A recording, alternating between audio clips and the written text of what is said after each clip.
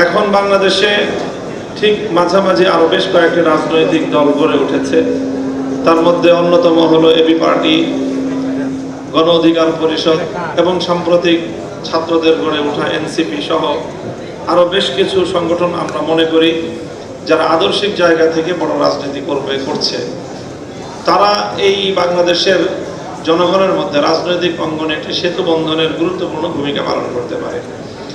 আমরা যদি এভাবে রাজনীতি করি এবং বাংলাদেশে অতীতে যারা ক্ষমতায় থেকেছে এবং দেশ পরিচালনা করেছে তার মধ্যে জাতীয়তাবাদী দল বিএনপি রয়েছে, এই বিএনপি সহ বাংলাদেশে আমরা সকল রাজনৈতিক পক্ষগুলো আগামী দিনে কিভাবে ঐক্যমতের একটা জায়গা তৈরি করতে পারি।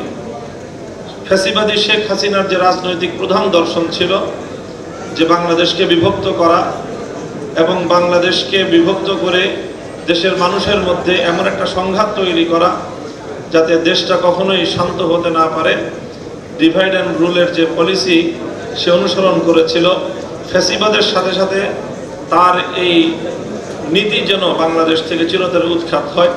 এবি পার্টির আজকের এই পঞ্চম প্রতিষ্ঠা বার্ষিকী উপলক্ষে আমি সেই প্রত্যাশা ব্যক্ত করছি।